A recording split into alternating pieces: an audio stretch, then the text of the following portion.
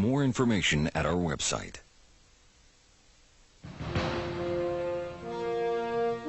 In 1968, men first left the Earth for the Moon.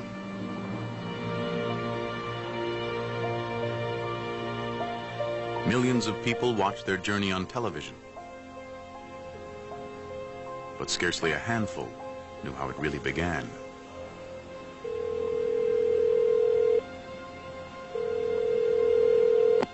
North American Aviation. Frank Borman, please. Astronaut Frank Borman is commander of a space mission called Apollo 8, assigned to test a new spacecraft in Earth orbit, the lunar lander. But the lander is not ready to fly. Then Borman gets a secret phone call from his boss, Deke Slayton. I was at Downey running tests on a spacecraft, and I got a call to come back and see Slayton in Houston. Slayton can't discuss it on the phone, but CIA satellite photos suggest the Russians may be ready to send a man around the moon before the end of the year. In August 1968, Borman is offered a dangerous new assignment. They wanted to know if I thought we could change our mission and take Apollo 8 and go to the moon. I said, great, I'd love to do it, let's go. And that's how it all started. One of the two men accompanying Borman will be Jim Lovell. I was ecstatic. To me, the idea of going to explore a new planet far outweighed the fear of something going wrong. Yet there is much that can go wrong. The spacecraft, the rocket, navigating across 250,000 miles. Their safe return depends on a single engine. If it fails, they're stranded at the moon with enough oxygen to live perhaps a week. The third crewman is Bill Anders. We had accepted these kinds of risks. I thought we had one chance in 3 of a successful mission, one chance of 3 of an unsuccessful mission yet surviving, and one chance in 3 of an unsuccessful mission and not surviving. If they were to die, it would change our view of the moon forever, knowing their bodies are up there, silently circling every 2 hours, year after year after year. 2 minutes, 10 seconds and counting. Oxidizer tanks in the second and third stages now have pressurized. No human has ever flown more than 800 miles from the Earth. Apollo 8 will travel 250,000 miles to circle the moon. 12, 11, 10, 9. We have ignition sequence start. The engines are on. 4, 3, 2, 1, 0. We have commit. We have the clock is running. 51 a.m.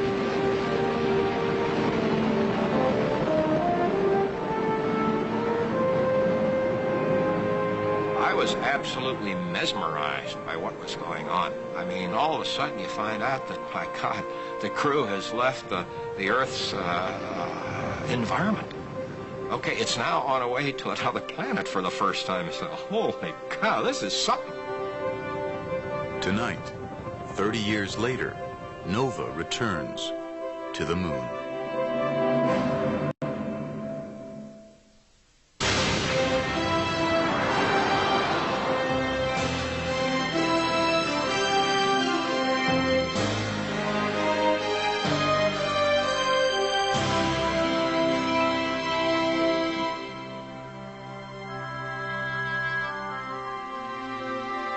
Major funding for NOVA is provided by the Park Foundation, dedicated to education and quality television. This program is funded in part by Northwestern Mutual Life, which has been protecting families and businesses for generations. Have you heard from the quiet company? Northwestern Mutual Life. And by iOmega, makers of personal storage solutions for your computer, so you can create more, share more, save more, and do more of whatever it is you do. iOmega, because it's your stuff. And by the Corporation for Public Broadcasting and viewers like you.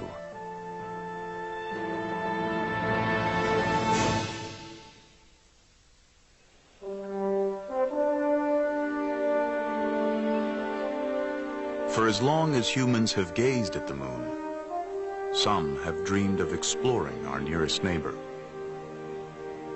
this mysterious object of wonder. But when future generations look back, they may be surprised to learn why men first went to the moon. Because the ancient dream of exploration had almost nothing to do with what was called Project Apollo. Any idea that the Apollo program was a great voyage of exploration or scientific endeavor is nuts. People just aren't that excited about exploration. They were sure excited about beating the Russians.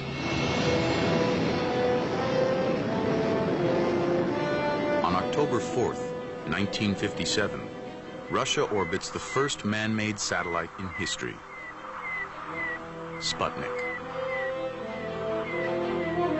To many Americans, it's a shocking defeat, a Pearl Harbor in space. It is quite possible that an aggressor nation that dominates space will then dominate the world. We just can't let that happen. They consider the control of space around the Earth very much like, shall we say, the great maritime powers considered the control of the seas in the 16th to the 18th century. And they say if we want to control this planet, we have to control the space around it. Dr. Wernher von Braun is America's leading rocket scientist, a German engineer who created the V-2 rocket for Hitler in World War II.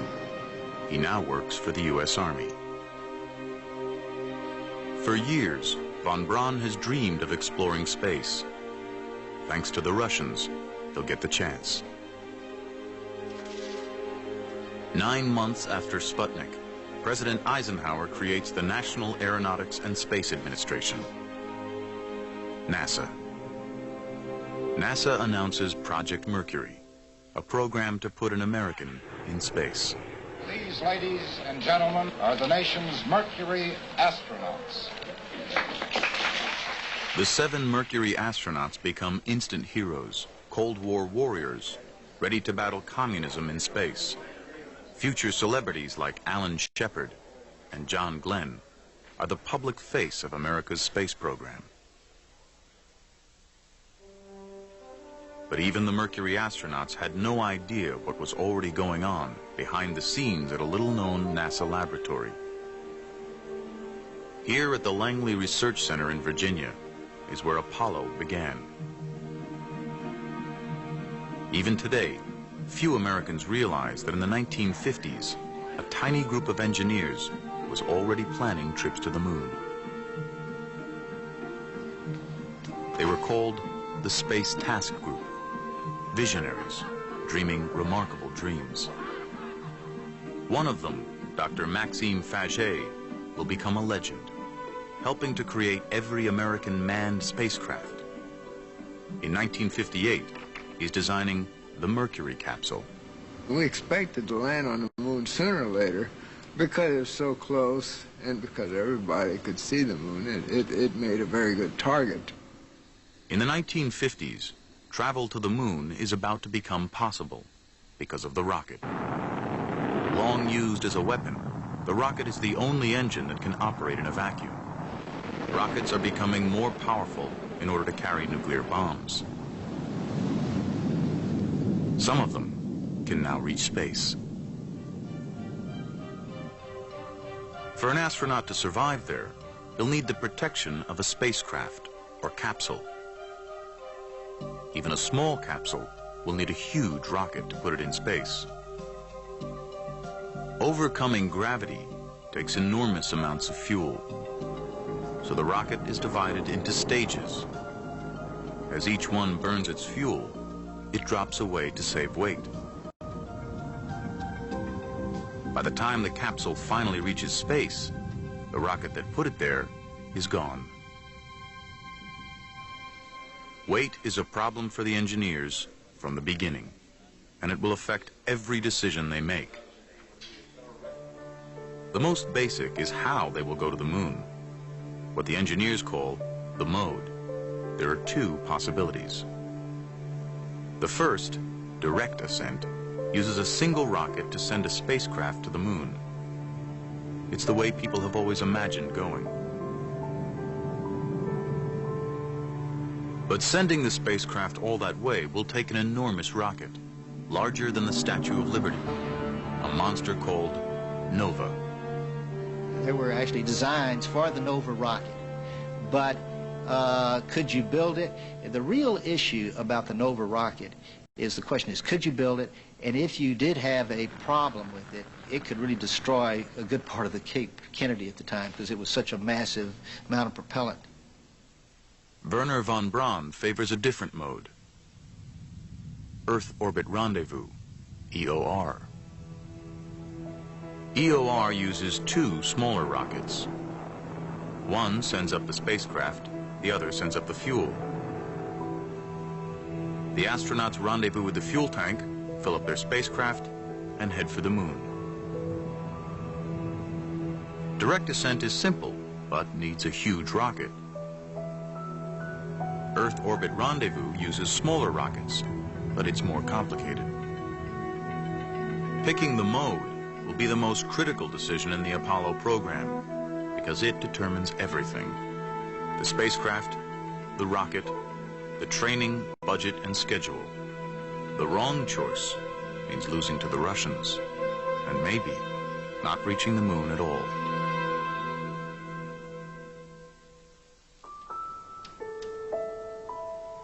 The answer was one nobody expected. The engineer who lobbied for it was an outsider. He didn't belong to the Space Task Group and never worked for von Braun. Almost no one welcomed the idea, but he never gave up. The story of his struggle is largely unknown, but the plan he promoted got America to the moon.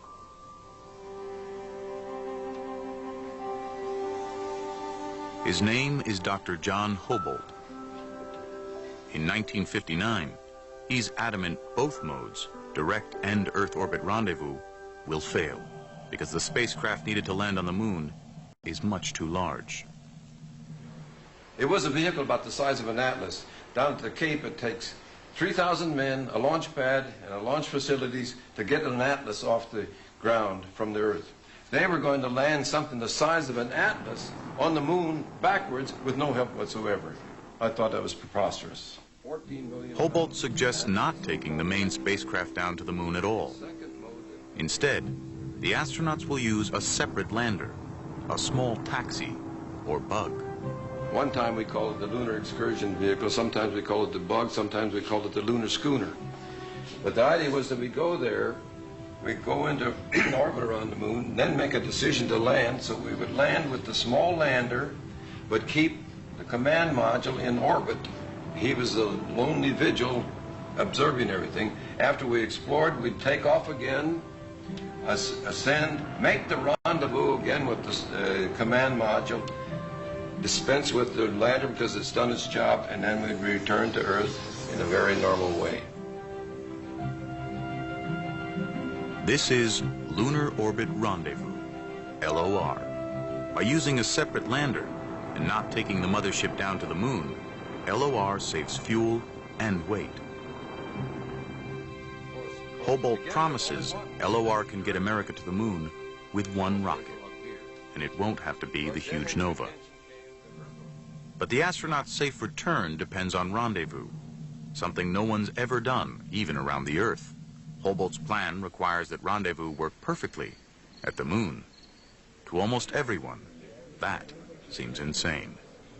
Well, when I first heard about Lunar Orbit Rendezvous, I said, my gosh, we don't even know how to rendezvous in Earth orbit yet. Now, how are we going to be able to assure ourselves that we could get the two vehicles together in orbit and dock together at the moon? That seemed like a very chancy thing. I remember expressions like, this is the most ridiculous thing I've ever heard of, the most unsafe thing. How could anybody go up there and land and rendezvous 250,000 miles away? John Hobolt goes on a crusade for LOR, making presentation after presentation. Though he did not invent the idea alone, Hobart has become its main advocate, and he's beginning to annoy some powerful critics, like Max Faget. Well, Hobart was a rather pushy guy, there's no doubt about it. There were a lot of people who had their minds made up that we already knew how we were going to do it. And he had considerable discussion and argument, some of it pretty heated. At a meeting here in headquarters, Max Faget got up on that table and pounded. He says, "Don't you listen to him. Don't listen. His figures lie. His figures lie." We had this little discussion going, which personalities got involved. To some degree, that he was crucified that day, chastised. The system was considered to be risky, unsafe. By April 1961, John Hobart has been pushing LOR for 2 years and getting nowhere. But he's about to get some help from an unexpected source.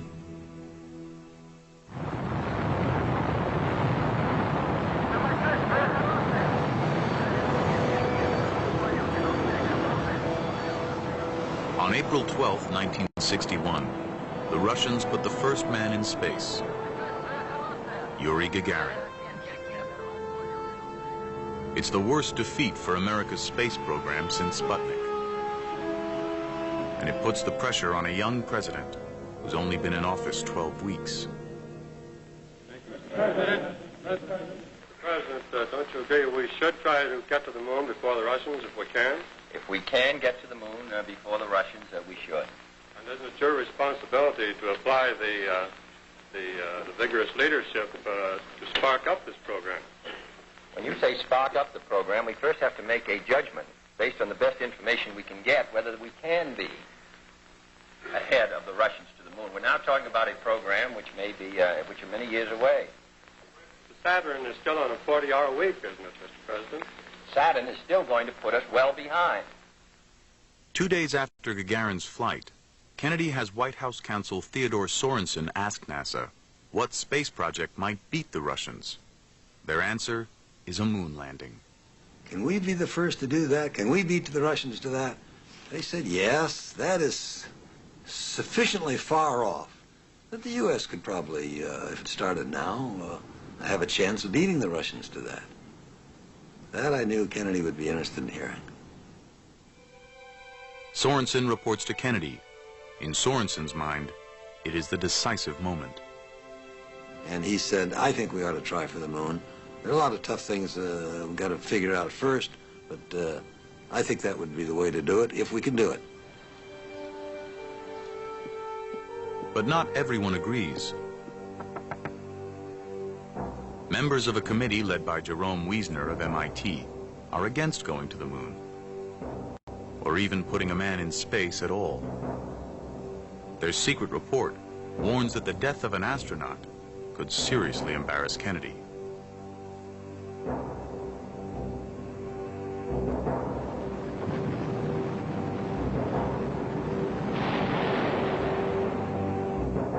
Kennedy will keep his moon decision quiet until NASA proves an American can go into space and come back alive.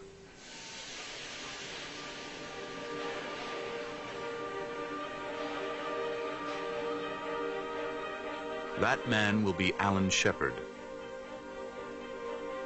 Unlike Gagarin, Shepard's flight will be shown on live television. If he dies, the whole world will witness it. An accident on the very first flight would cast a long shadow over the U.S. space program.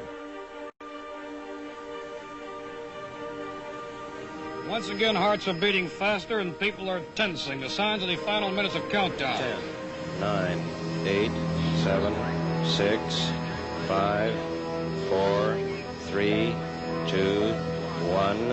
Ignition. Lift off. Lift off. Fire underneath the bird as she's lifting clean. Ice coming off that redstone. You can hear the roar now. She's going up, white flame underneath the rocket. And the rocket is going up straight. She's leaving straight. He's pulling teeth now. The launch is perfect. Oxygen is go. For the next 15 minutes, the world will hold its breath. We appear appear to be losing voice communication now. During re-entry, the radio cuts out, as expected. To millions of viewers, Shepard has disappeared into the unknown.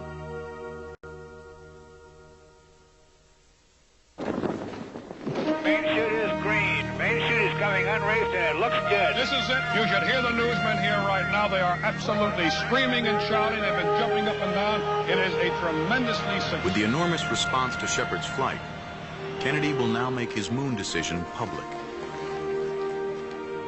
2 days before he addresses Congress, NASA gets a draft of the speech.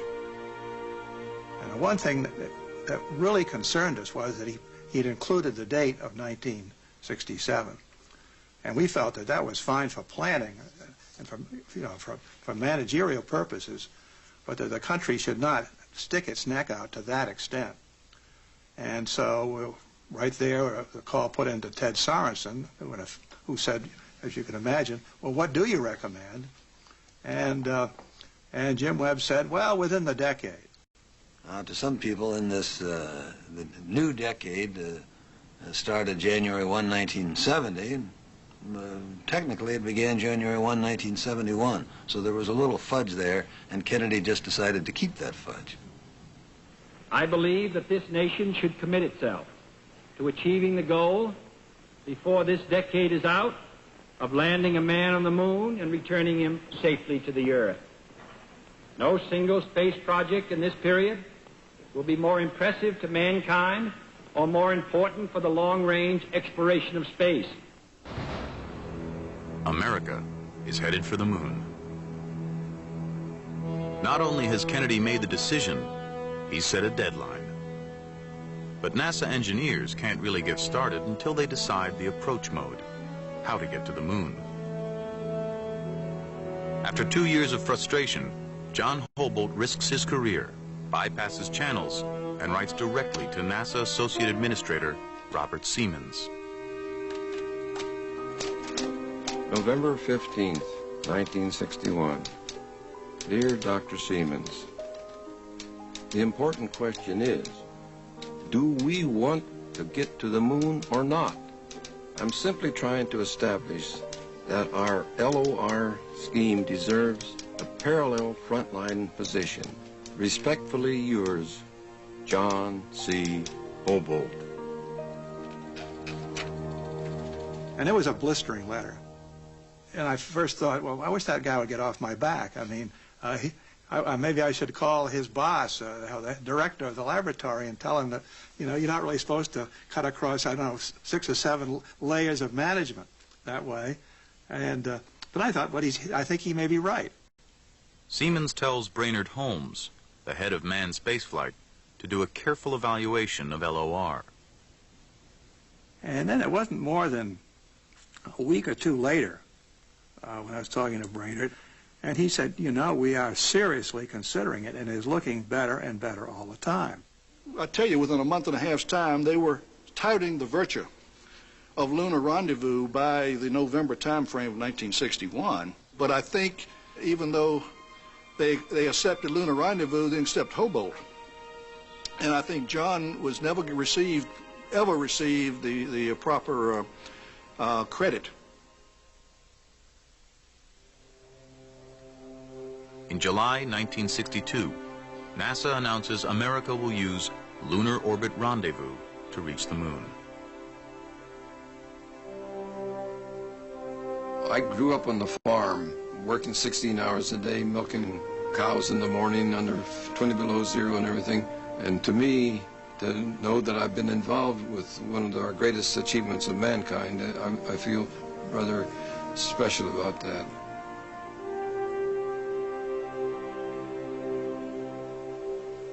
NASA has made its decision, but Lunar Orbit Rendezvous is still just theory. If it fails, the astronauts will be stranded at the moon forever. John Hobolt is convinced Rendezvous will work. Now it's up to the astronauts to prove he's right.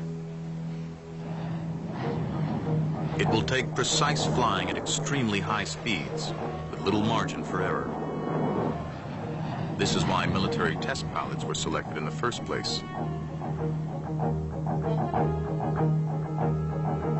rendezvous, they'll need a spacecraft they can maneuver, a true flying machine controlled by the pilot. But the primitive Mercury capsule is not it. All we could do in Mercury was put it up and fire the retro rockets and bring it down. We couldn't maneuver the vehicle. We couldn't change its inclination, couldn't change its altitude, couldn't do any kind of operations in space. By 1963, Mercury's 6 flights are over. Apollo is still on the drawing board. Can 2 spacecraft rendezvous? Can man survive a 2-week trip to the moon? Can he get out of the spacecraft with nothing but a suit for protection? All essential questions, and no way on Earth to answer them.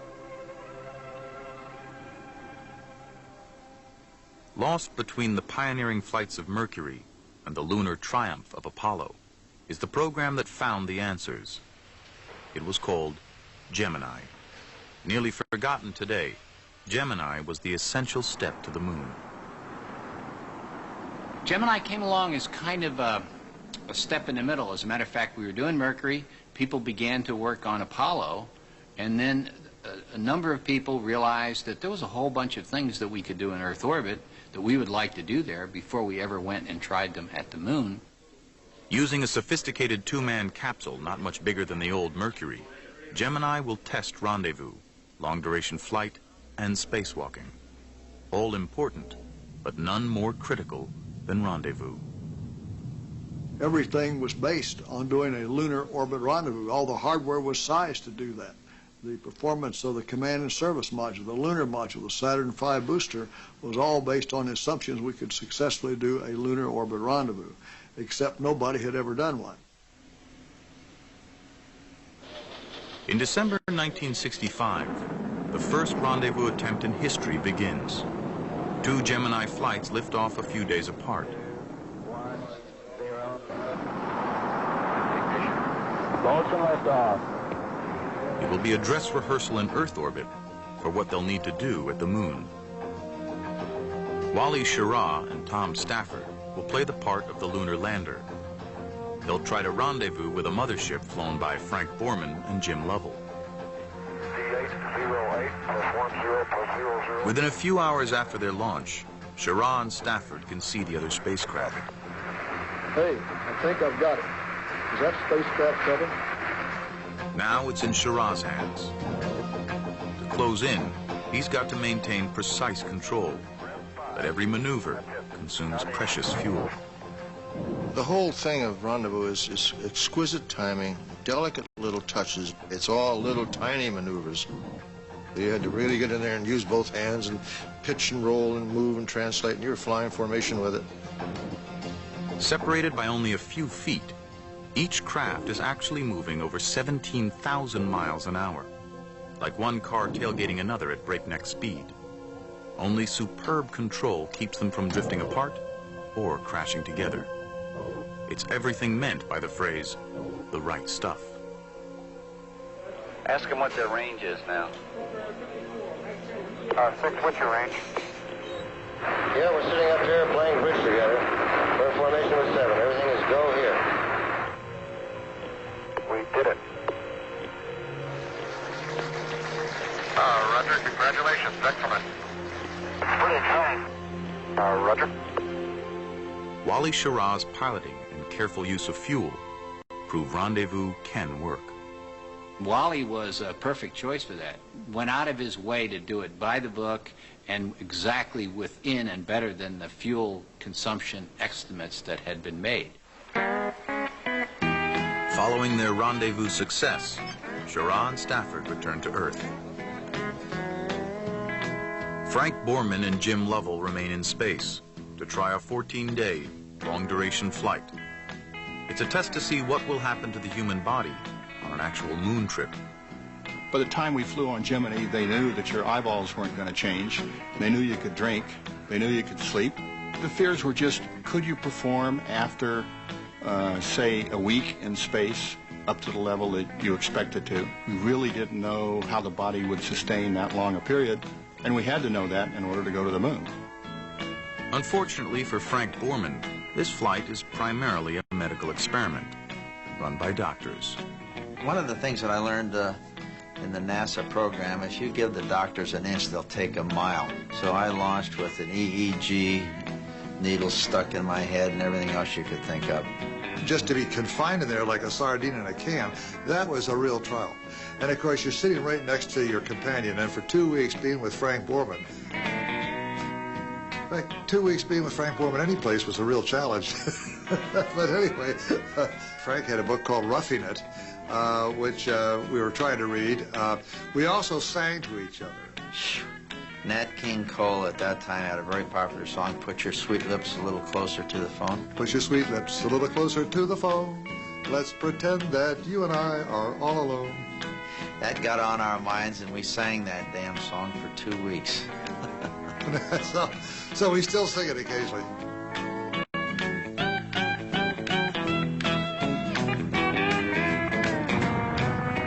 They can joke about it now, but in 1965, Borman and Lovell are medical guinea pigs. They've survived 14 days weightless, but even the doctors have no idea what will happen when they return to gravity. Yeah, they were concerned on landing that when all of a sudden our hearts were pumping the blood in a 1G environment that we might have problems or pass out. Some of them even thought we'd die, but we never even got dizzy. I actually, for the first couple hours, actually had to almost command my legs to say left, right, left, right. And my mother was watching on TV, and I later saw it on a film. It looks like I had my pants full because I was walking very, very, very deliberately. One thing when they got back on the carrier they noticed is that all the other people smelled a little funny. They'd been cooped up in this front seat of a Volkswagen for 2 weeks. By the time they get out of it, I think they were very happy to get out of it, although they didn't probably realize how bad it had gotten.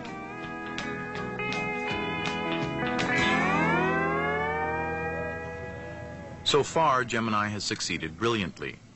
But the final challenge to master is extravehicular activity, EVA, or spacewalking. There's no point in going to the moon if you can't get out and walk around. NASA knows it, and so do the Russians.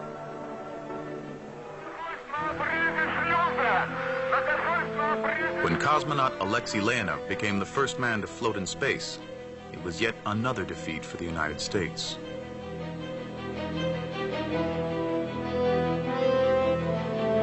Three months later, in an effort to match the Russians, American Ed White tried it. He floated for 20 minutes and loved every bit of it. You're right in front, Ed. You look beautiful. I feel like $1 million. So far, it looks easy, but this is a dangerous illusion. Before Gemini is through, EVA will put the lives of 3 astronauts at risk.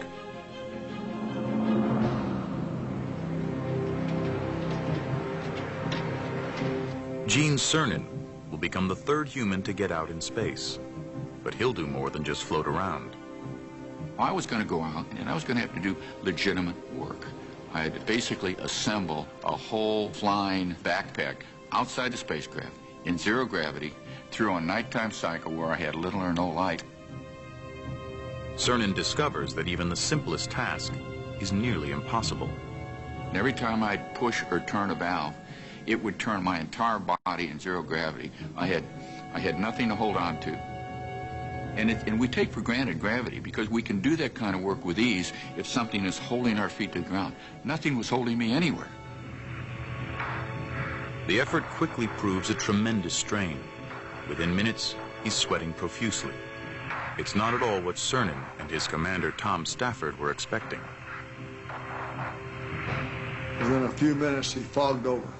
We were so naive, we didn't even think about putting defog on our visor like you do when you go snorkeling or scuba diving. And so he was huffing and puffing, and I was flying the spacecraft. He says, Tom, I've got a hard time controlling myself.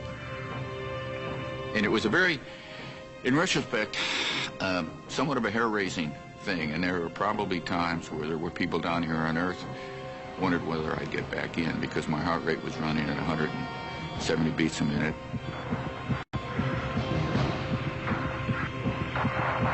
So this is not a good situation at all. NASA downplayed the concern, but losing an astronaut during EVA was a very real fear. Hours before the flight began, Deke Slayton, head of the astronaut office, had spoken to Tom Stafford in private about the unthinkable. Tom, he says, NASA management wanted me to let you know if something happens to him out there, and if he dies, you've got to bring him back, because we can't afford to have a dead astronaut floating around out there. I looked at him and I said, we've never talked about this before. Cernan is getting his oxygen from an umbilical hose that passes through an open hatch. Stafford must fly the spacecraft. If Cernan dies, there's no way Stafford could pull his body back in, get him into his seat, and shut his hatch. The only way Stafford could possibly bring Cernan back is to re-enter the atmosphere trailing his body, with the hatch still open. The Gemini would be in front, but this thing is going to be whipping us all around. I says, and furthermore, I've got an open hatch, and all I have is this thin suit was in just one layer of nylon, and I've got 3,200-degree plasma coming a couple of inches right above my shoulders through that open hatch. So he's got 7 layers of insulation. That's not going to help him too much. He's dead anyway, but I've got 1 layer here, and this plasma is going to come through the hatch. And then suppose we even get through all that, then a pilot chute comes out. Is that going to get snared with what's left of Cernan? And then here comes the main parachute out. Is that going to get snared and with what's left up there? And so here I'm going to plop down in the ocean with a hatch open. What happens then? And he says, well, what should I tell NASA management? And I said, probably I'll cut him loose. If he really is dead, I'll do all I can. But if he's dead, there's a good chance you're going to jeopardize the spacecraft and me too. Stafford was just going to literally have to cut the cord, and I might still be a satellite out there traveling through the sky 20, 30 years later. For Stafford, the unthinkable has become all too real. Forget the EVA. All he cares about now is saving Cernan's life. So I called the ground and the contact said, I've called it quits. I'm going to get him back in before we go in the next night time. Got him in. Finally, he just couldn't hardly move. And then when he opened his visor, he was absolutely pink, like he'd been in a sauna about an hour too long. The next day we landed, and they flew the suit right back to Houston. They had over a pound or a pound and a half of water out of each boot. But he lost, I think, 10 and a half pounds in 2 hours and 5 minutes outside.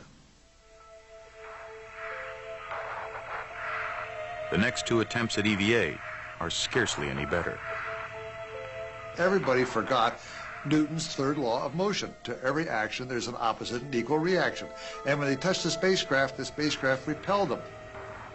As engineers, we started saying, look, we've had 3 missions where the EVAs didn't go well. What was wrong? Then we had a science advisory team step in and say, look, your entire principles of EVA are wrong. How you train, how you prepare the crew, the kinds of tools and instruments that you use. For the next attempt, the capsule will be equipped with special handholds and footholds to anchor the spacewalker in place. But the biggest improvement is neutral buoyancy training, practicing underwater, the closest environment on Earth to weightlessness.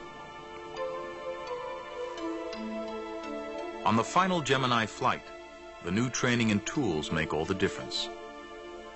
What has been nearly impossible is now easy for astronaut Buzz Aldrin.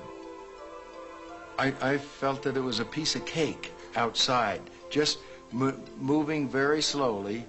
There was no challenge. Certain things come naturally. You decide that you're going to move in a certain way and you need leverage, so you just don't allow yourself to get out of position. And you know, it just takes a little bit of patience and understanding.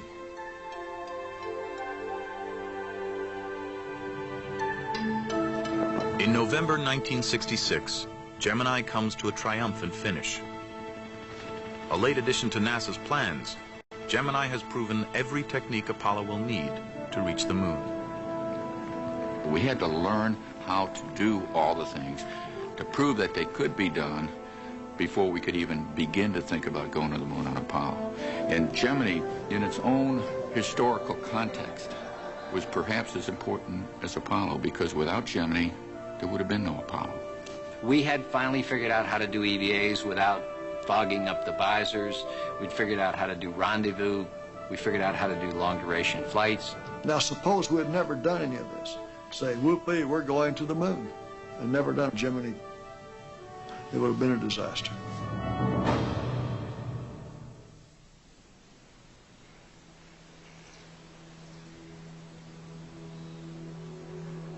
But the almost unbelievable success of Gemini is not a harbinger of things to come. Locked away in an anonymous building at the Langley Research Center are the physical remains of Apollo's darkest hour.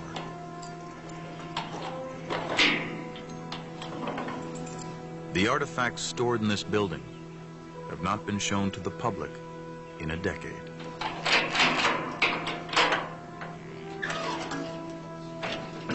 Once, they were evidence. Today, they are painful reminders of shattered dreams.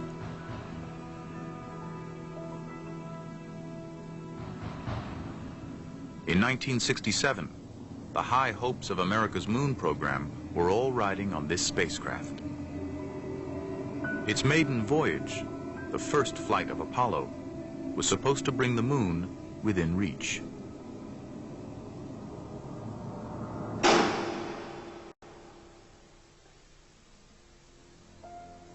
But it was not to be. 4 weeks before launch, this spacecraft was destroyed by fire. The tragedy not only claimed the lives of 3 astronauts, it also stole forever the innocence of everyone who worked on Apollo.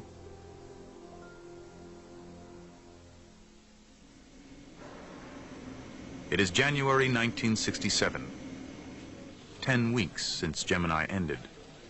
The new Apollo spacecraft is nearly ready for its first test flight. The crew is Gus Grissom, Ed White, and Roger Chaffee.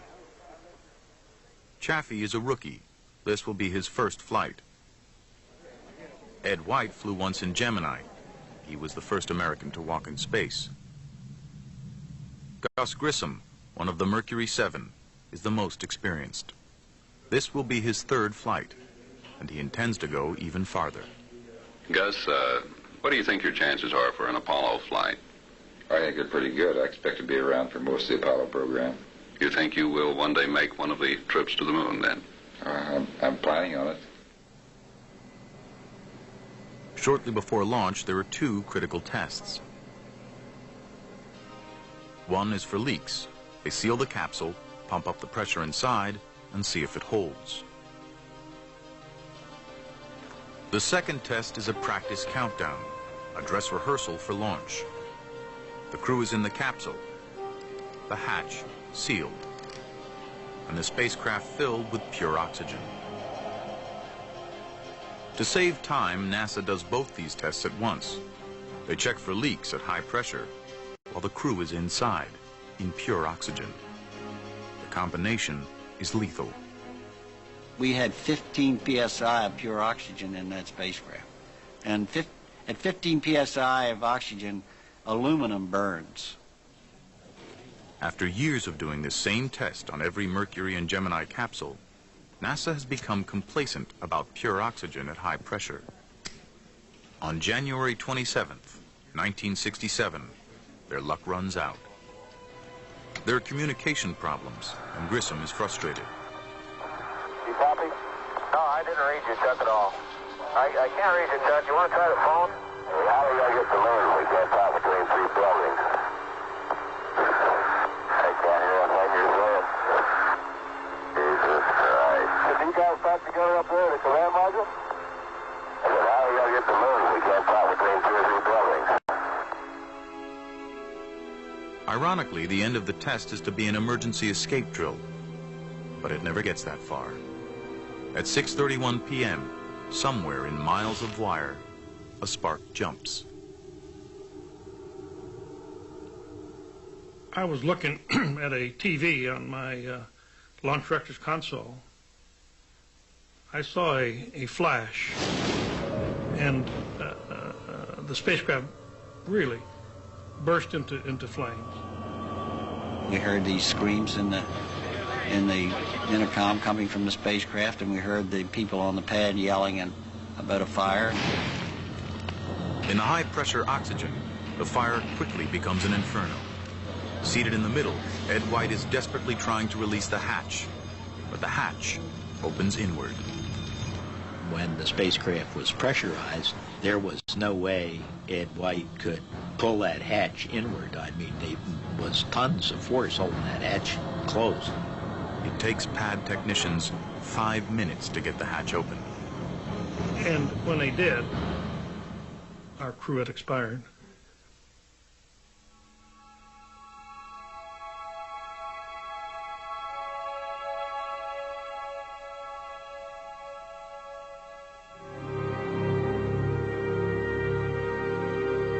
It was like a stomach punch for everyone in the program, and everybody, no matter what role they had or what part they had in it, I think had a sense of guilt about it.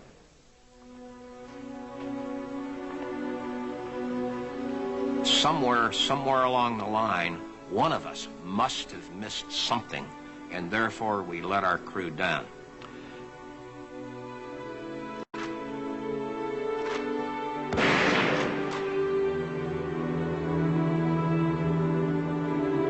Roger was so energetic, so enthusiastic about the whole program. And we're sure that as long as he had to leave this world, he's happy in his spaceship anyway. No anger at what's down at Cape Kennedy. What will continue, what will follow? None whatsoever. The price of progress comes high at times.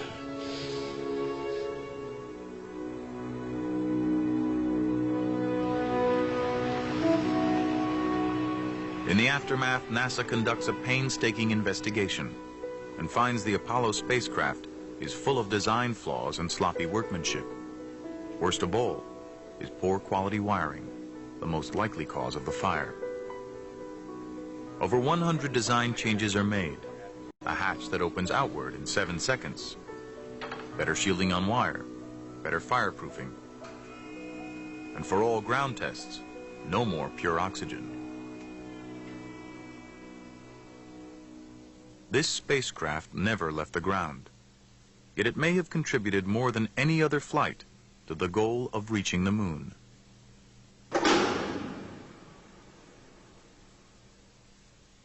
I hesitate to say this, but I have to say it. I don't think we would have gotten to the moon in the 60s if we had not had the fire. That's a terrible thing to say, but I think it is true. If that had happened while we were on the way to the moon, we'd have lost the crew, never heard from them again, and it would have been just a mystery hanging over the whole program, which would have caused an untold delay, and maybe even a cancellation. But no matter how improved the new spacecraft may now be, it still cannot reach the moon without a huge and powerful rocket. The Saturn V.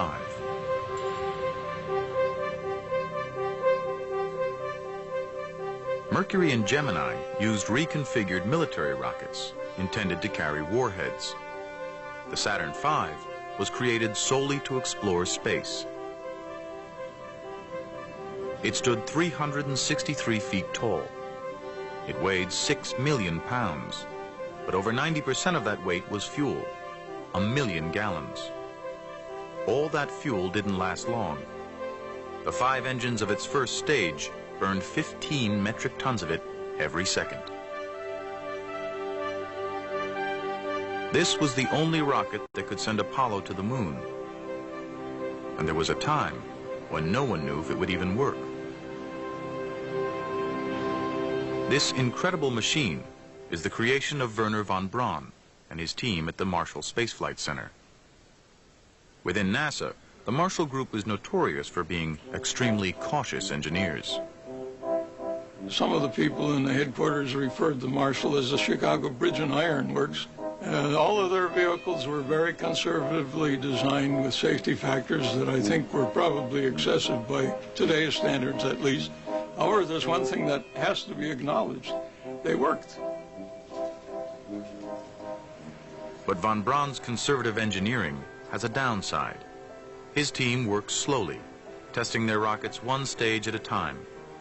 At this rate, it will be years before the Saturn V is ready. Dr. George Miller, director of manned spaceflight, sees a way to cut the schedule. Test the whole rocket at once, an all-up test. Von Braun and his team are aghast. To sell this to the German team was really, they couldn't believe it. And they were for the careful, step-by-step approach. And their reaction was that you must be out of your mind. You wouldn't do that, would you? And that literally was what they said. Von Braun has good reason to be nervous. The Saturn has the power of a small nuclear bomb. Thousands of parts must work perfectly, or it may explode without warning.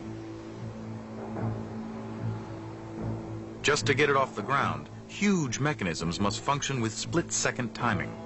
A giant steel gantry with enormous service arms. 5 remain connected until the rocket starts to move. Under the launch stand, a huge flame deflector channels exhaust away to the sides. Without it, the hot gases would bounce straight up and the rocket would destroy itself. 4 hold-down arms bolt the rocket down until it has correct thrust. When the arms release, they must all let go within 50 milliseconds, or the Saturn will tip over.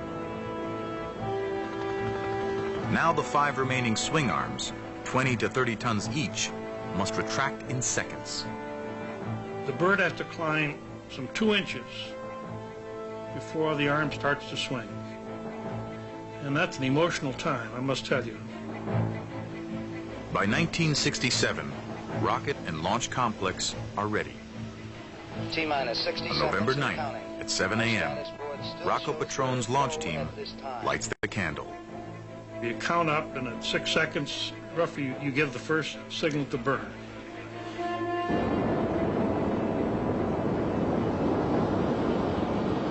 Five, 4, we have ignition. When the engines all reach correct thrust, the rocket sends a command. Let me go. The hold-down arms release. The swing arms retract.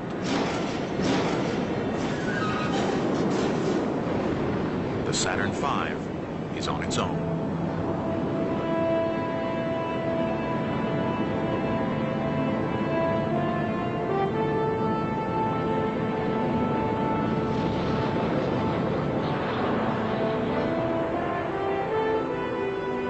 You can see the triumph in some of our safe bases when it actually went off properly. And that was with Werner and some of his team there. And they said, we just can't believe it. It all worked. To me, it was the opening of the space age. Once we had that bird launched, I knew then it was just a matter of time until we got to the moon.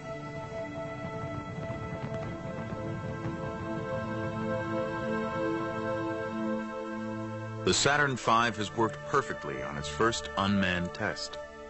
In little more than a year, Frank Borman, Jim Lovell, and Bill Anders will become the first men to ride a Saturn V. It will take them all the way to the moon.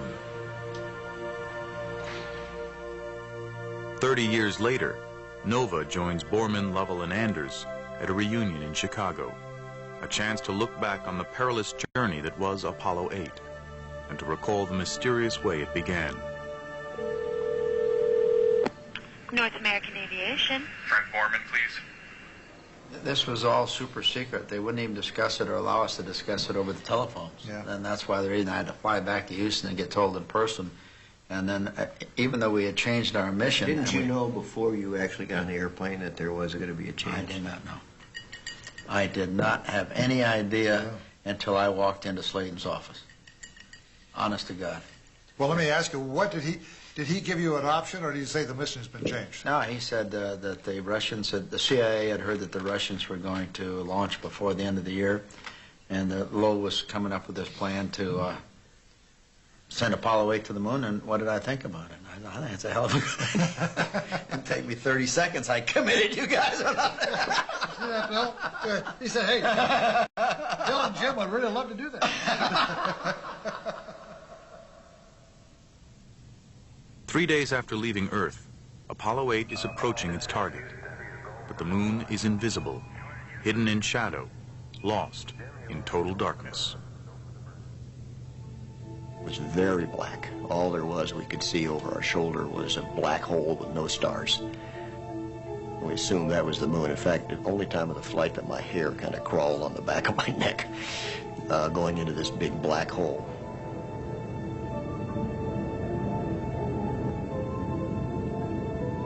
Mission planners have calculated the precise instant the crew should be able to see the moon emerge into sunlight, if everything has worked perfectly. One of the things that would tell us if we were on track or not was a certain point in the flight plan when we'd look down and see the sunrise impacting the lunar surface. And I remember the awe that I had for the people that had done all this calculation. At the exact second we were supposed to see it, there it was. Something caught my eye out of my window. And these were the lunar mountains coming up the window. It is humankind's first look ever at the far side of the moon. It was a lot rougher than the front of the moon, the side that's always exposed to the Earth. We were like three school kids looking into a candy store window. Our noses were pressed against the glass. We forgot the flight plan. Then, something happens that no one has predicted, and it turns out to be an even more amazing sight. When I looked up and saw the Earth coming up on this very stark, beat-up lunar horizon, an Earth that was the only color that we could see, a very fragile-looking Earth, a very delicate-looking Earth, I was immediately almost overcome with the thought, you know, here we came all this way to the moon, and yet the most significant thing we're seeing is our own home planet, the Earth. Though their mission is to photograph the moon, all three men focus on the Earth. Bill Anders takes a picture that gives humanity its first look at our home as it really is. Earthrise.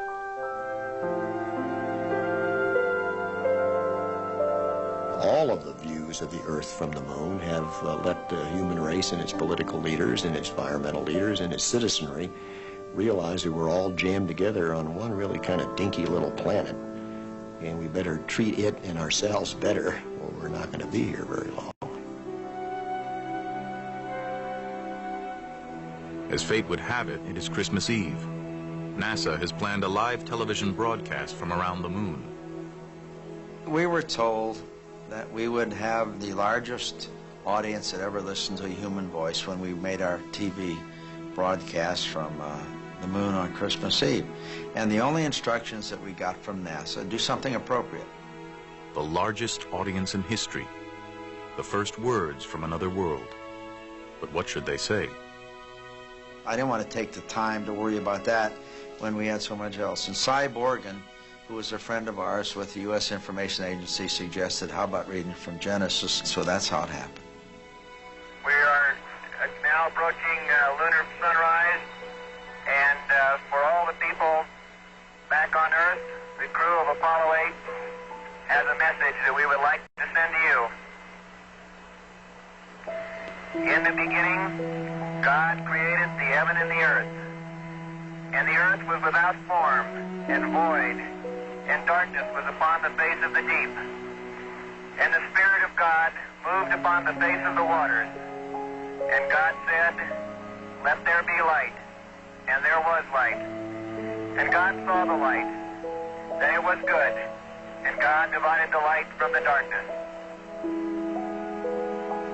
There's a lot of times in my life when I've been brought to tears by just the power, the immensity, the beauty of what we were doing, and this was one of those days. And God saw that it was good.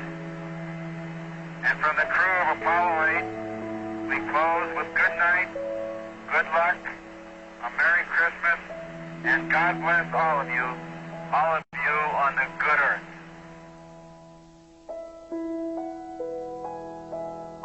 As soon as the thing was cut off, we talked to the ground. I said, "Did you get all that?" They said, "Yeah." "Did it come in fine?" "Yes."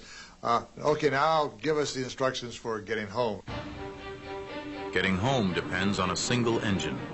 There's no backup. If it fails, they're stuck at the moon without hope of rescue. That caught my attention a lot. We knew we would be there forever if, indeed, that engine didn't work again. So that was a sobering thought. All systems are go. Over. Roger, thank you. Houston, Apollo 8. I think the premier of all the tense moments was the burn to get us back out of lunar orbit. We only had a single engine to do that, and had it failed, we'd still be circling the moon. So I can assure you there were 6 eyeballs focused on those instruments. Well, we were talking about what we called the TEI burn, trans-Earth injection, and of course we spent 20 hours going around the moon, and we were all kind of tired, and so we were programming the computer to turn on the engine and get the proper attitude. And as we got around the backside, because this burn starts at the backside, so no one can hear us from the Earth, and on the computer it comes up a little sign that says, a couple numbers that essentially says, "Are you really sure that you want to make this maneuver? This is your last chance to make up a decision." So I said, "Frank, hey, do we really want to?" Frank says, "Push the button, push the button." I'll never forget that.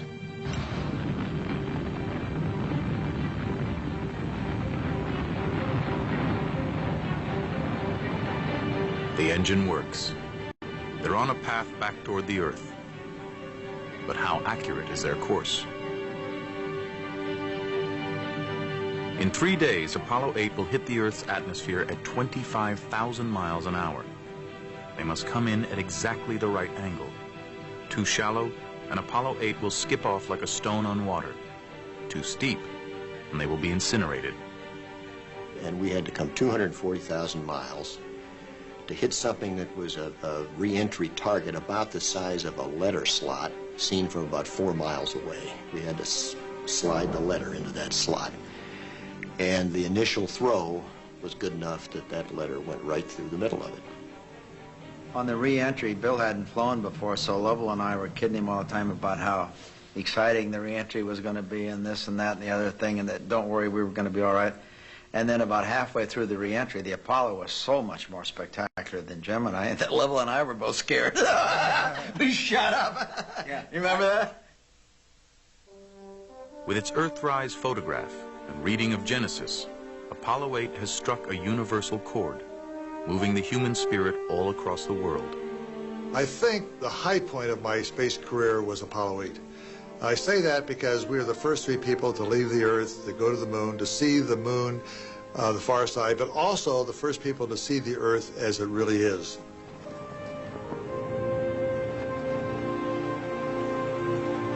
And it has accomplished its original mission as well. It got to the moon before the Russians. Realizing that we had done our job well, that we'd beat the Russians to the moon, and there was no doubt in my mind now that the rest of the program was going to work. I had a feeling almost of euphoria. I was so pleased. I was so thankful for, because let's face it, God must have been looking after us or we wouldn't have made it. So it was a very, very, very religious experience for me. Bill had an interesting comment when we landed, because someone, while we were waiting to be picked up, someone had called from the ship or the helicopter and said, is the moon made out of green cheese? Yeah. And Bill says, nope, it's American cheese. Yeah. Geez, I remember that like yesterday. Yeah. Yeah. Apollo 8 has traveled nearly 500,000 miles and paved the way for the flights to follow. All that remains to fulfill Kennedy's promise is the landing.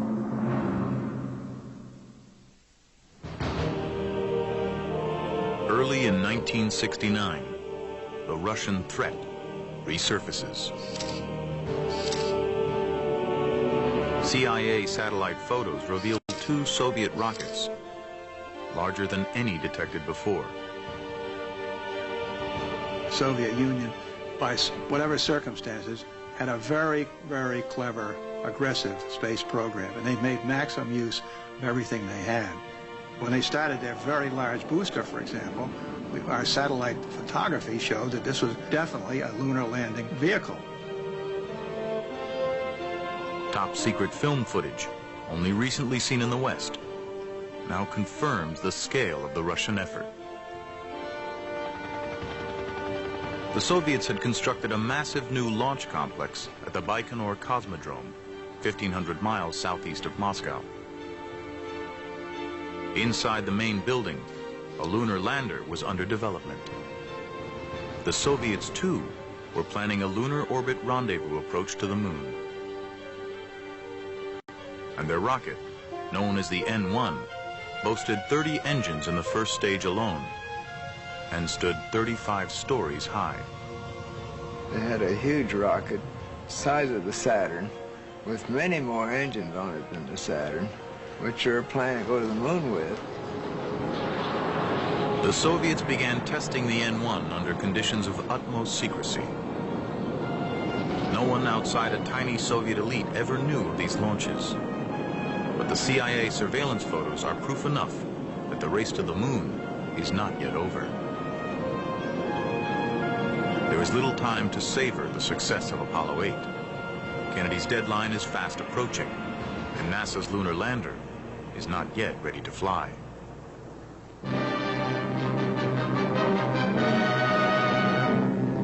This strange device is one that Uncle Sam hopes will make history.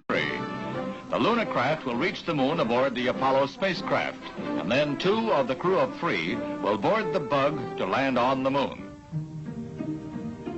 The Lunar Excursion Module, the LEM, is designed to orbit the moon as part of a stack of spacecraft. Attached to the Command and Service Modules, the CSM. Following John Hobolt's plan, the LEM will separate off and carry 2 astronauts down to the surface of the moon.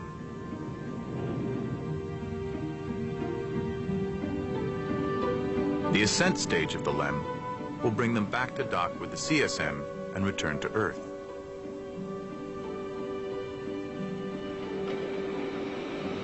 At Grumman Corporation, where the LEM is still under construction, project manager Tom Kelly is feeling the heat from NASA. Oh, terrible heat, terrible heat. We weren't ready. We were having a lot of trouble with the early LEMs, getting them to pass all their tests and trying to meet our schedules. And we were about 3 to 4 months down, despite our best efforts to try to make it up. The LEM will never operate in Earth's atmosphere, so aerodynamics are not a problem. The problem is weight. For every pound of weight that was brought down to the lunar surface and then back up into lunar orbit, you had to add 3 pounds of rocket propellant. So it was a 4-to-1 growth factor on weight. We went back very painstakingly through everything and cut out weight. For example, the skin, the aluminum alloy skin of the crew compartment was about 12 thousandths of an inch thick. That's equivalent to about 3 layers of Reynolds wrap that you would use in the kitchen. Inside the crew compartment, too, everything is pared down to the bare essentials. There were no seats. In order to save weight, we had eliminated seats. This enabled us to put the pilot's eye very close to the window so we could minimize the size of the window and still have a very wide field of view outside the window.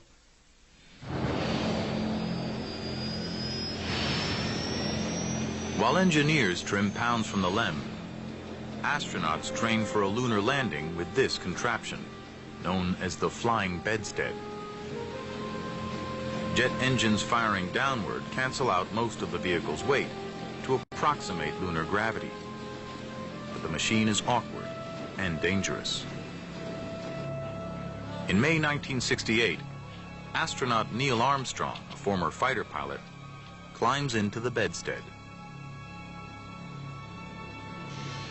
Fellow astronaut Bill Anders had just completed his turn flying the ungainly machine.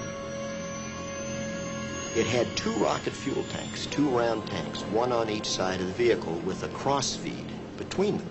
So while Neil was up there getting the near perfect start, fuel was draining from one tank to the other. Just about prior to touchdown, he ran out of the fuel to control the attitude of this vehicle. So now it was like a kid's balloon at a party where they blow it up and let it go.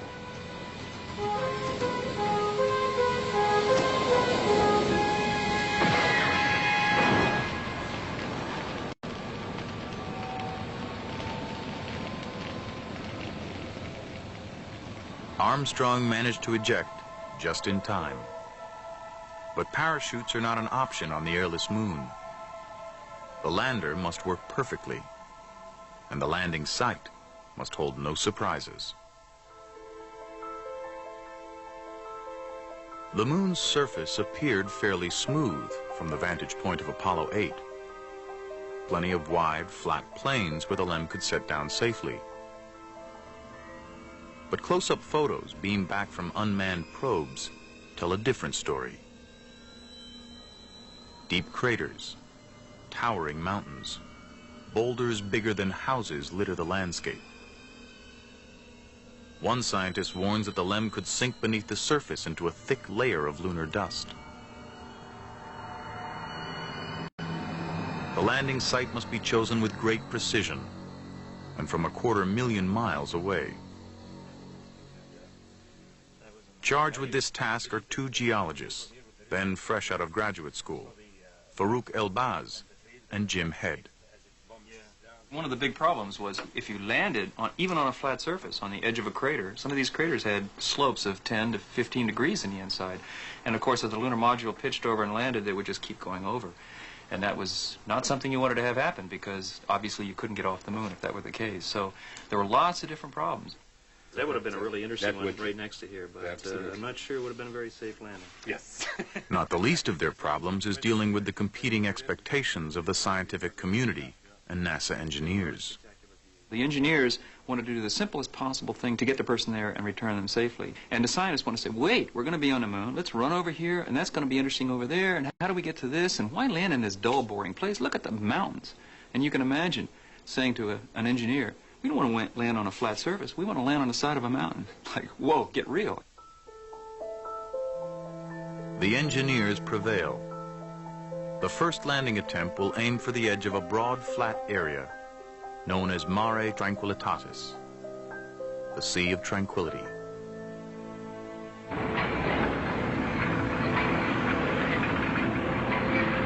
July 3rd, 1969. As Apollo 11 inches toward pad 39A, the space race ends, suddenly, in a ball of fire. The CIA learns that a giant Russian N-1 moon rocket has blown up during a test launch at Baikonur. It will take the Soviets months to recover, if they ever can. NASA officials debate whether to pause and catch their breath, but all systems are go. The LEM has been trimmed down to flying weight. Just 2 days before launch, NASA gives the final go-ahead for a landing attempt. The astronauts, Neil Armstrong, Buzz Aldrin, and Mike Collins, know that many peg their chances of actually reaching the moon's surface at 50-50. If they fail, NASA has 2 more rockets and 2 more crews ready to go before decade's end. On July 16th, over 1 million people flocked to Cocoa Beach, Florida, across the bay from the launch site. The crowd is filled with politicians, television stars, ordinary people, all hoping to witness history being made.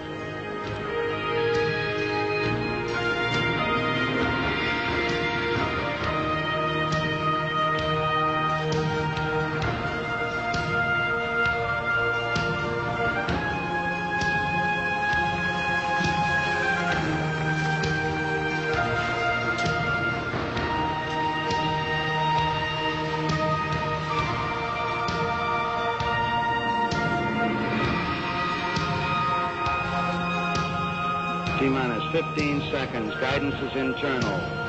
12, 11, 10, 9. Ignition sequence start. 6, 5, 4, 3, 2, 1, 0.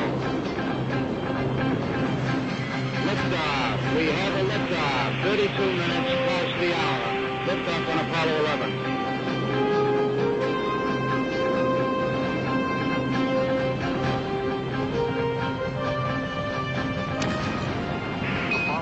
This is Houston. You are confirmed to go for orbit. The 3 Gemini veterans aboard the spacecraft have spent years preparing for this journey.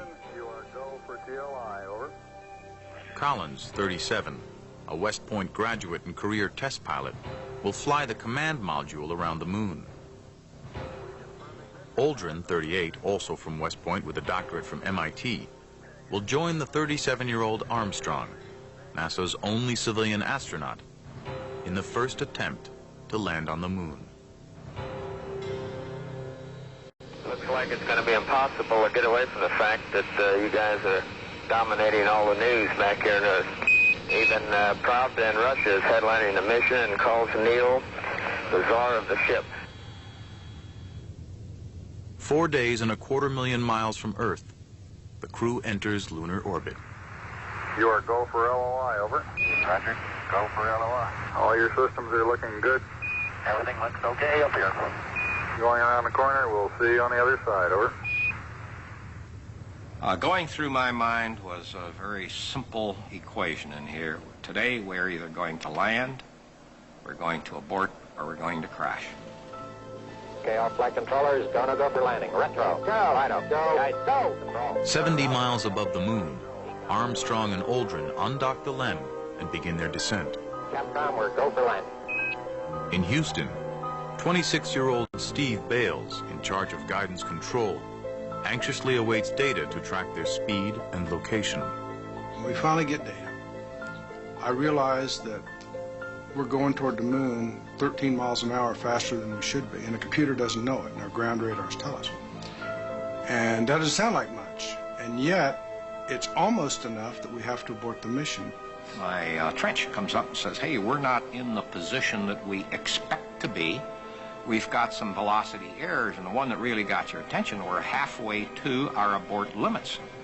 So, holy cow, things are mounting in here. City 47 degrees. We have a rule that says if it gets up to 20 miles an hour, we're going to stop this mission, because you could actually literally crash into the moon and not know it, or you're an automatic pilot.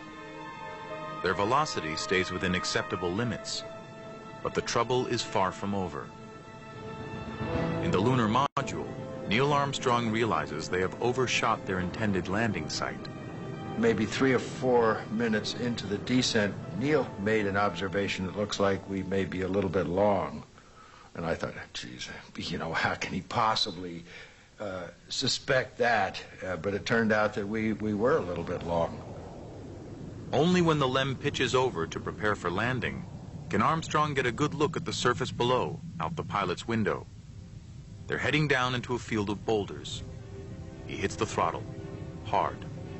I see the vehicle going across the surface of the moon like I have never seen it do in simulations. And I say, what has gone wrong? What's going on? It's going 5 times as fast horizontally. It's never supposed to do that. It's just supposed to gently hover down. 100 feet, 3.5 down, 9 forward. We knew that they were not landing where they're supposed to land.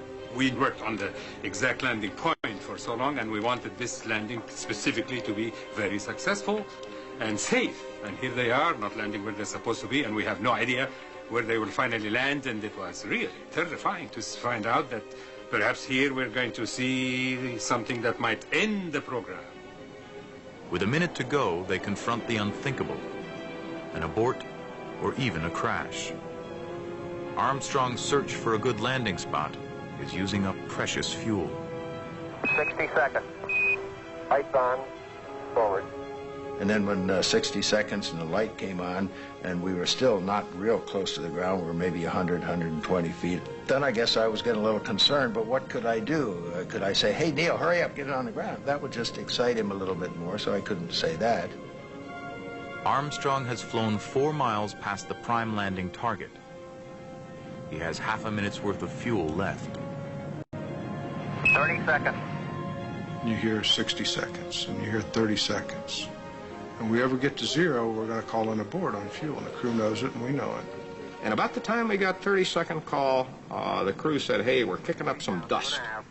Picking up some dust. Okay, 75 feet. And we knew then that we were close, and there, I knew that no matter what I would say or do from now on, this crew was going to go in for the landing. 4 forward, drift into the right a little. So we just shut up here on the ground, and all we were doing was letting them know what their fuel status was. And the fuel is going lower and lower. And then finally you hear contact light. Contact light. Okay, engine stop. We copy you down, Eagle. Then he says something I will never forget. Listen, Tranquility Base here. The Eagle has landed. I didn't know what Tranquility Base was. They have never used that term when we were doing simulations. They always called themselves Eagle. So, what is this, Tranquility Base? And then I think, what a wonderful name. I mean, all that in a matter of 2 seconds. Roger, Tranquility. We copy you on the ground. You got a bunch of guys about to turn blue. We're breathing again. Thanks a lot. Gene Kranz has no time to catch his breath. He must quickly decide. Is the spacecraft safe where it stands? Or should the crew launch from the lunar surface immediately to rejoin the command module? We had to look over the spacecraft very quickly, make sure the spacecraft was safe, it wasn't toppling over, we hadn't damaged any of the fuel systems by blowing rocks maybe up into the lunar debris, up into the soft underside of the spacecraft. So I had to do this very quickly. And after about 2 minutes, then it's too late, really, because if you were to lift off after 2 minutes after the normal landing, Mike Collins is going round and round, and he's too far ahead for you to catch up to him in a reasonable time. And I just couldn't get the words out to start the stay-no-stay process, and in frustration, after a couple seconds, I wrapped my arm on my right arm on the console, and I had a pencil in my hand. I broke the pencil in two, and then got over that. It was just pure frustration. Got through it and got on with the stay-no-stay decisions until we could finally get off shift and say, my God, today we landed on the moon. And all of a sudden, the motions of everybody came through. They all got up and clapped. Von Braun was sitting right in front of me. He turned to me and with an OK sign, he said, "Thank you, John." That's the biggest compliment I've had in my life.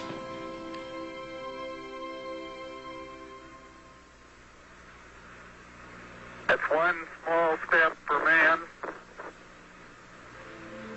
one giant leap for mankind.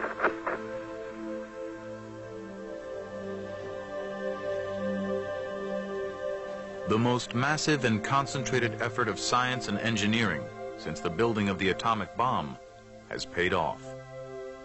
The cost has been high, $20 billion, and the lives of 10 astronauts, Soviet and American. But on July 20th, 1969, only 8 years after President Kennedy committed the nation to the challenge, Neil Armstrong and Buzz Aldrin walked the surface of the moon. But what is this place they've landed on? This moon that is bigger and closer to its host planet than any other moon in our solar system. What can we learn by actually being there? About its age, its origins, its crater-torn surface. The focus of Apollo is about to change.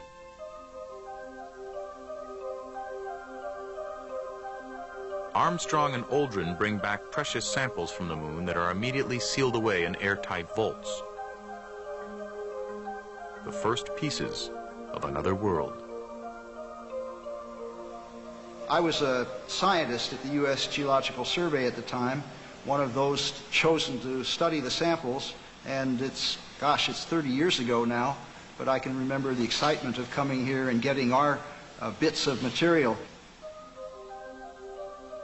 When the rocks first came back, it was really amazing because the rocks Neil Armstrong picked up turned out to be basalts, and the ages of those weren't a few thousand or hundreds of thousands of years, but were 3.7 billion years old, older than virtually all rocks we'd found on the Earth at that time.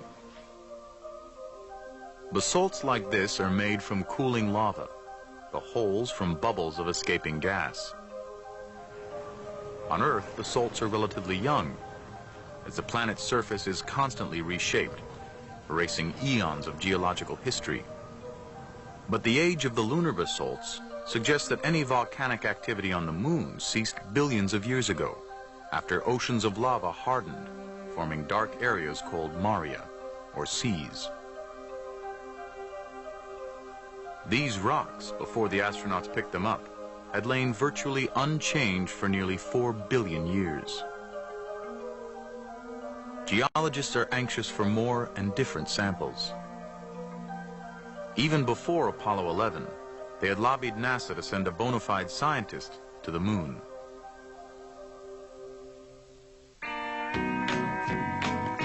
Back in 1965, a group of scientists had been selected to train as astronauts, the first who had not come up through the ranks as test pilots. When the scientist astronauts were selected, they were all nice guys, but who needed them? You know, I mean, they can't fly. None of them knew how to fly. We had to send them to flight school. We felt like basically they were taking up space. They didn't have the qualifications that we felt were essential, and that was to be a fighter pilot. Yeah. Living, breathing, gung-ho fighter jock. There were 2 MDs, 2 engineers, 1 physicist, and a PhD geologist the astronauts nicknamed Dr. Rock. The whole idea of volunteering was with the possibility of actually taking my science and my interests to the moon. Jack took a long time to get through flight training. I remember at the time saying that if God had meant man to fly, it wouldn't have made him Jack Schmidt. But these guys, they were good. I mean, they were sharp people, but they were cut from a different mold. We also felt like they were would kind of undermine the office on our official positions, which was kind of like anti-doctor, anti-scientist. Hell, we were astronauts. We could be anything we wanted to be. We were a little arrogant. There's no question about it. And for every scientist that flew, one of us would not. Schmidt would never be completely accepted in the test pilot fraternity, and he didn't expect to get to the moon himself. But he used whatever leverage he had to push NASA to liven up its approach to geology training. My impression was that the pilot astronauts were bored. It was not very interesting to them. Most of the astronauts actually hated geology. They didn't want to touch a geologist with a 10-foot pole, because their first courses in geology were taught the way I was taught geology, in a classroom with the thin sections and the microscope and learning the chemical formula of a mineral which they will never see again or never use. And they would tell each other, I mean, we're not going to get a goddamn microscope and look at this stuff. What the hell are we doing this for?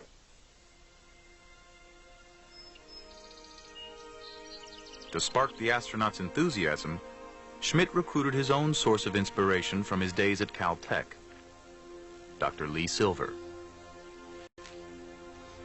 What I was trying to do initially was convince them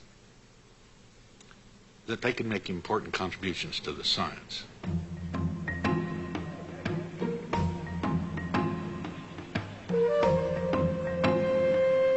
Silver led field trips for the crews of future missions, including Jim Lovell, soon to fly on Apollo 13, with Fred Hayes, and Dave Scott, scheduled to fly the following year on Apollo 15. In Iceland, they studied basalts, volcanic rock like Armstrong and Aldrin found.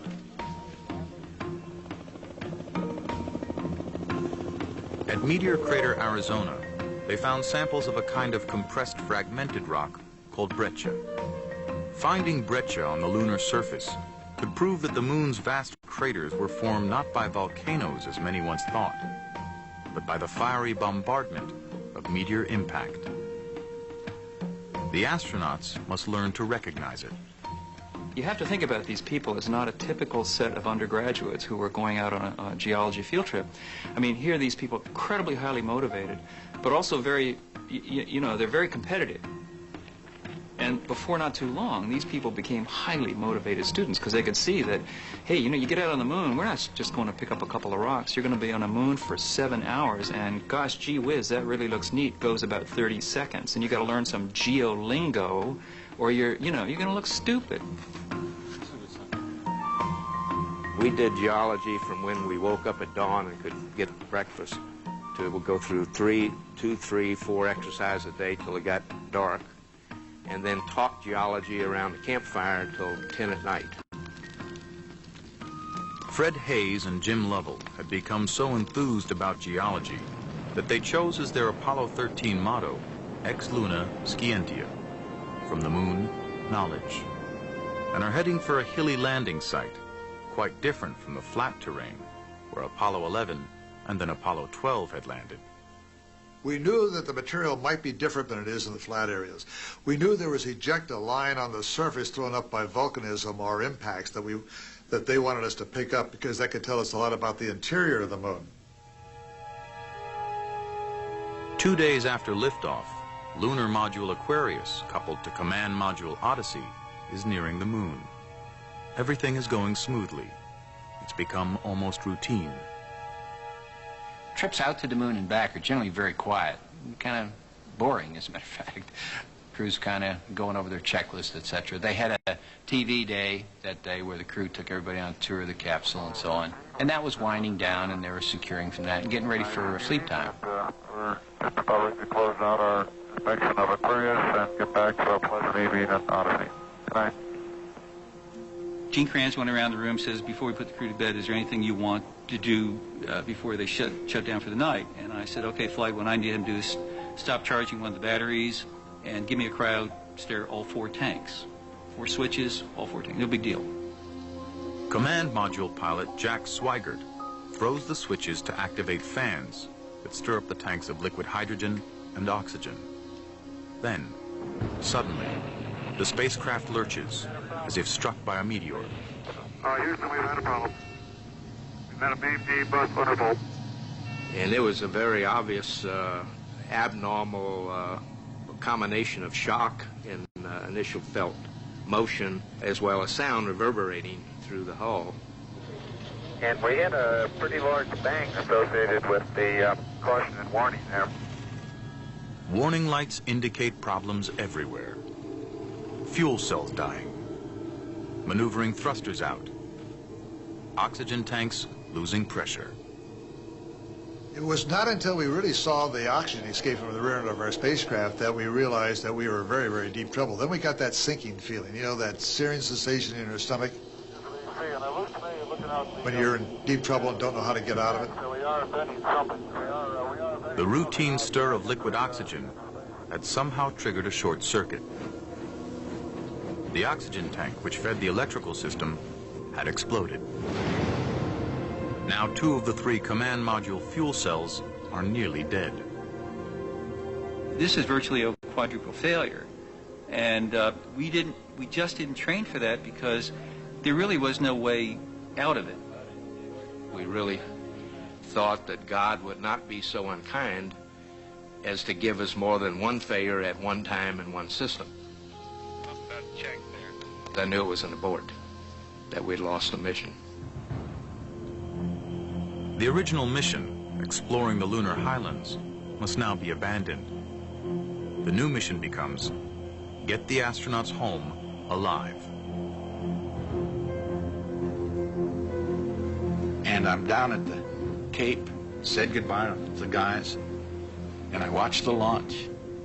And then I headed for Houston, and then the word came back. The Apollo 13 spacecraft has had a serious power supply malfunction that could cause the lunar landing mission to be terminated early. Without question, I was disappointed. At the beginning of an experiment, you got good people working on it, you're enthused and all. Priorities are priorities. My concern was for the crew. These are people I worked with. The command module's power supply is nearly spent. Soon its computer, lights, and gauges will be dead. The ground directs Lovell, Hayes, and Swigert to use the lunar module as their lifeboat. We figure we've got about 15 minutes worth of power left in the command module, so we want you to start getting over in the LEM and getting some power on that. The LEM has its own power supply, but it's designed to support 2 people for 45 hours. Now there will be 3, and they are at least 90 hours from home. Ground Control decides they should continue around the moon and take advantage of lunar gravity to turn them back toward Earth. Then, to get home before the power runs out, they must accelerate their crippled spacecraft by burning the LEM's small descent engine, an extremely critical maneuver that had never been tested. The ground started to send up the instructions to me of how long to make the burn, what attitude, and things like that. And I had my 2 companions in the lunar module with me. When I looked at them, they weren't paying any attention at all. They had cameras in their hands. They said, well, as we go around to the far side, we're going to take some pictures. And that's when I told them that if we didn't get home, they weren't going to get them developed anyway. Jim, you go for the burn. Go for the burn. Roger, understand. Go for the burn. And it worked. Ground confirms ignition. We're burning 40%. But as soon as it was over with, then we turned everything off. And we had only the radio and a little fan to circulate the atmosphere because we had to save power. It got very cold and very damp. My guess is it was somewhere between 35 and 40 degrees. I started having chills and fever. It was nothing that made me incapacitated or couldn't function. It was just added to the uncomfortableness of the situation. For 3 days, Lovell, Swigert, and the ailing Hayes huddled in the freezing lunar module. There was little to do but wait and hope their re-entry heat shield hadn't been damaged by the explosion. Then, as they approached the Earth, another potential disaster. When the ground was tracking us, they found out that we were not inside the free return course. And the free return course is a 2-degree pie-shaped wedge that you have to come down into with respect to the Earth's atmosphere. We were beneath it, which we could have missed the atmosphere or skipped out like skipping a stone on water, and we'd be gone. So we had to make another maneuver, but our computer was down, our guidance system wasn't working, our autopilot was off, and we had to do it literally by the seat of our pants. Lovell and Hayes set the course by eye, aiming toward the Earth, and fire the thrusters by hand to control the ship's direction. Swigert times the main engine's burn using his wristwatch. The course correction seems to have worked, but will the heat shield hold up? During re-entry, there is always a communications blackout that lasts about 3 minutes, as the spaceship heats up to over 8,000 degrees.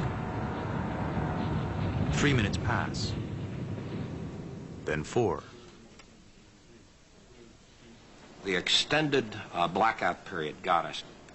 It's the first time I came up and said something didn't go right, and then I immediately caught myself and saying, no, it's some kind of a communications aberration. There's something wrong with communications. This crew is coming home.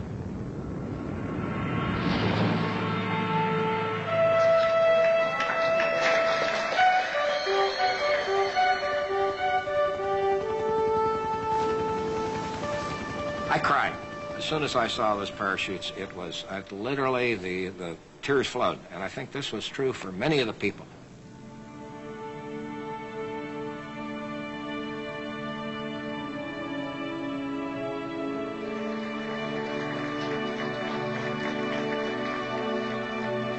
I did return. I did get back from this mission. But I think it's human nature. You cannot do the preparation and the training and have the investment in accomplishing what was in the flight plan and accomplish so little. So there was that kind of a stigma for me that, you know, we just, we didn't get it done. The crew is safe, but everyone's great sense of relief is tempered by a growing realization that Apollo's days are numbered. Funding for Apollos 18, 19, and 20 is cut by Congress, reflecting a shift in national priorities that had begun years earlier, after President Kennedy's death. Before we ever landed on the moon, President Johnson and President Nixon killed anything in the future. President Johnson, because he was having trouble with Vietnam and the Great Society. President Nixon, because I think he was a good politician, and the moon had gotten to be controversial even before we landed. Scientists are determined to glean everything they possibly can from the last few Apollo flights. The new lunar rover will give them more bang for the buck. Lee Silver is delighted. Now his astronaut geologists can range several miles from their landing site and carry hundreds of pounds of samples. Dave Scott will command Apollo 15, the first to take the rover into space. NASA actually stretched the rubber band about as far as you can go. They extended the capability of the lunar module. The propulsion system was better, the guidance was better. They added the lunar rover. We had longer duration backpacks, more consumables, more everything.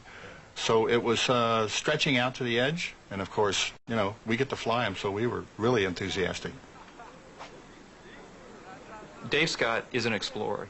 He saw Apollo 15 as the first extensive scientific voyage.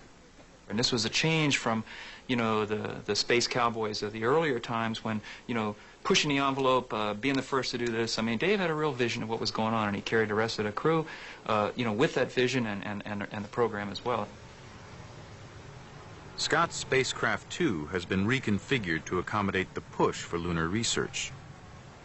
It's the most fuel-efficient rocket yet, able to carry the extra weight of the rover and a huge array of cameras and measuring devices. There had been so many changes, engineering-wise, to the spacecraft that we thought that maybe something would go wrong.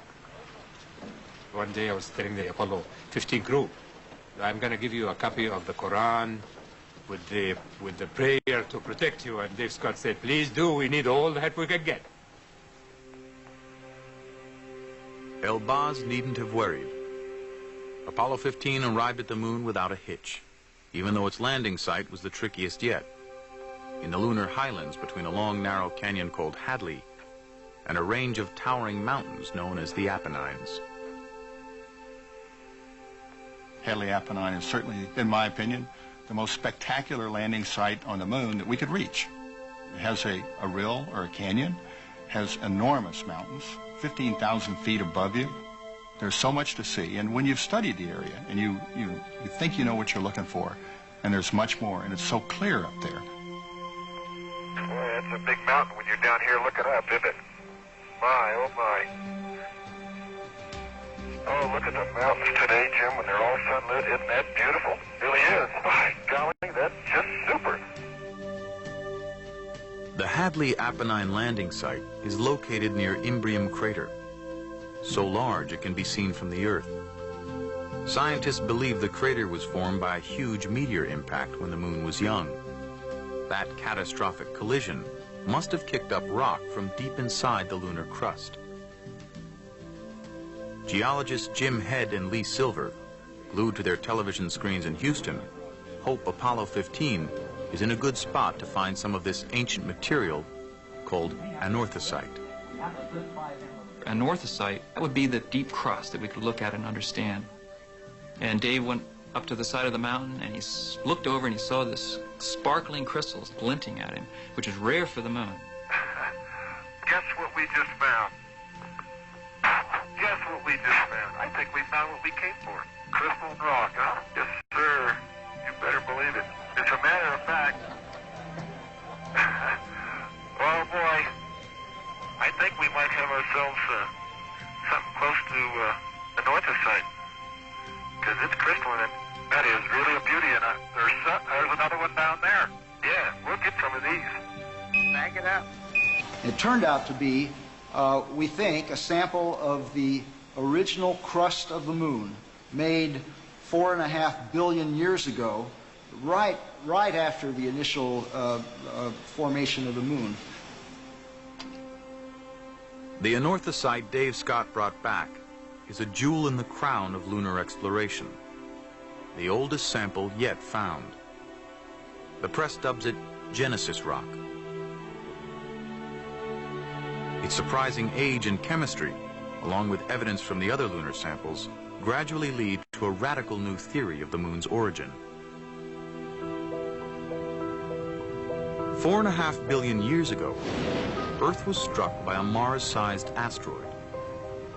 This giant impact sent a massive amount of material into orbit, which coalesced, forming the moon. The theory, ridiculed at first but now widely accepted, was developed by planetary scientist William Hartmann. Apollo itself tied together the history of the moon with the history of the Earth, so that it made us aware that we live in this system. We're not just living on an isolated planet, but we have this neighbor, and the neighbor records the early history of the system because there's virtually no erosion there, and the Earth records the last part of the history of the system. But if you put the two together, we get the whole story. The moon's presence changed the Earth in profound ways. Its gravitational pull stabilized the young Earth's wildly fluctuating axis of rotation, setting up the conditions for everything we take for granted about our planet. Moderate temperatures, liquid water, tides, life itself.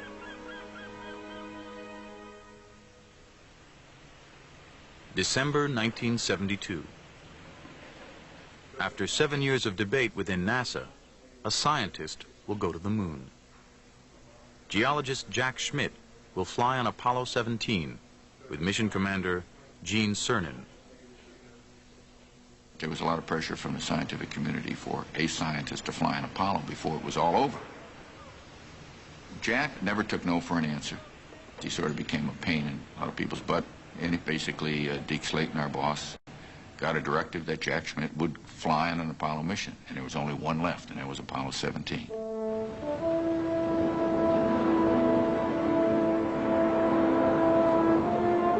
Three and a half years after Neil Armstrong and Buzz Aldrin had set out for man's first lunar landing, the last moonshot lights the midnight sky at Cape Kennedy. The only Apollo night launch is precisely timed so the crew can touch down in the clear light of the lunar dawn.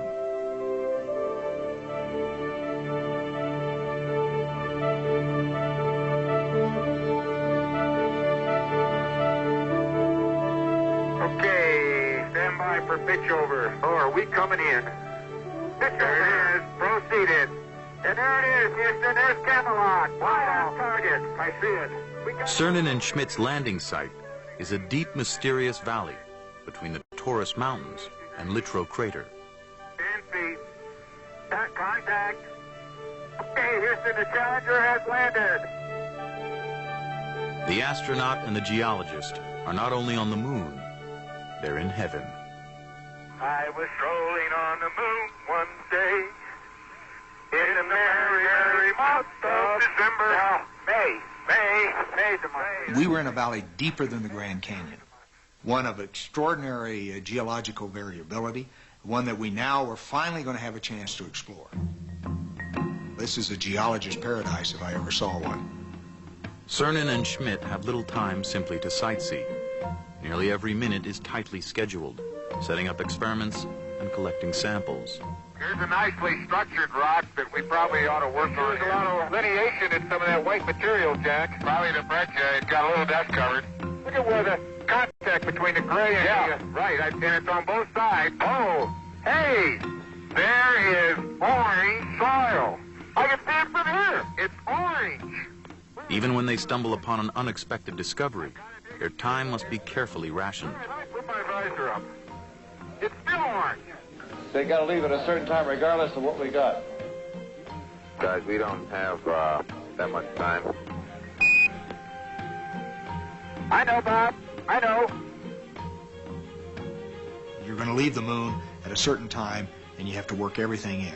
And you have to get through that frustration of not having enough time to do everything you'd want. After 3 days of 7-hour EVAs, Schmidt and Cernan have collected over 200 pounds of samples. Now their supplies of oxygen and water are nearly spent. Gene's finished with the core tube, then we should be able to go. Cernan and Schmidt head back to the LEM, ending the explorations of Apollo. But neither man could have guessed they would be the last moonwalkers of the 20th century. When they write the history books and they say man landed on the moon from 1969 to 1972 and then did not go back for at least 30 years, maybe 40, maybe 50, I hope not, but maybe that long.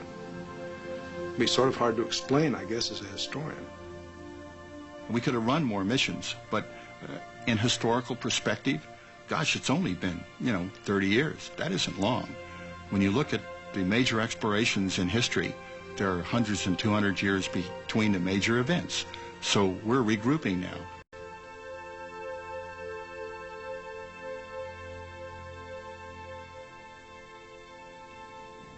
When I started walking up that ladder, I realized, hey, this is it.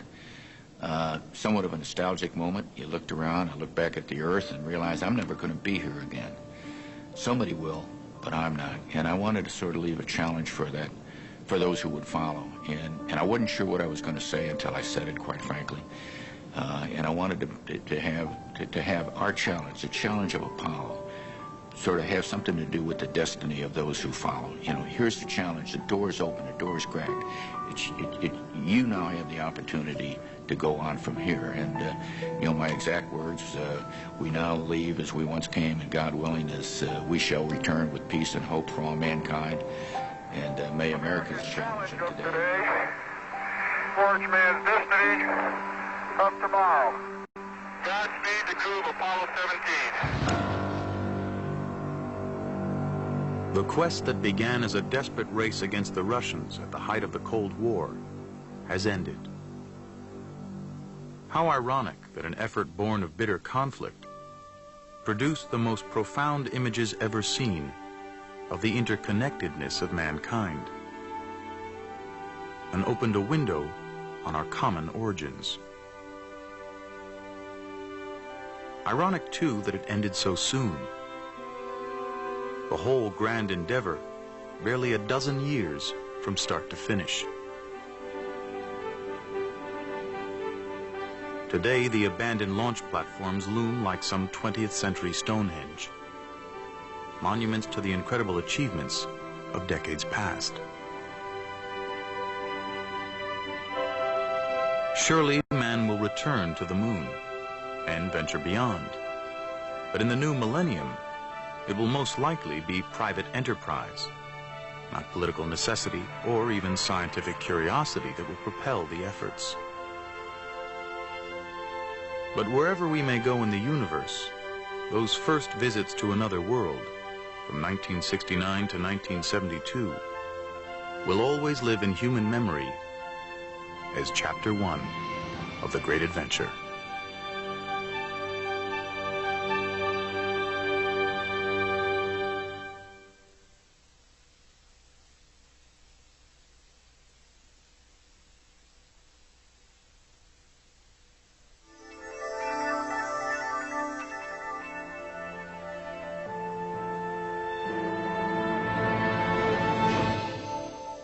Choose an Apollo landing site. Explore the lunar surface yourself. See what the astronauts saw. 360-degree images put you in control on NOVA's website.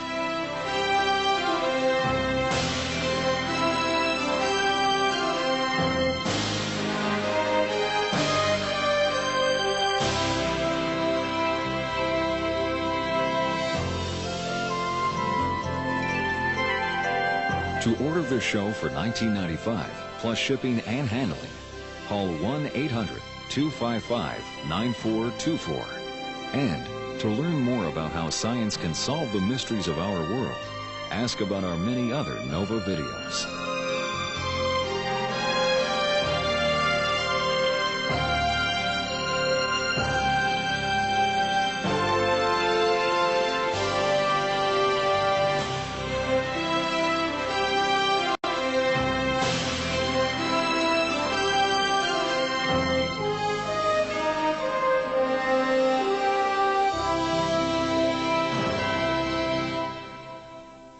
NOVA is a production of WGBH Boston.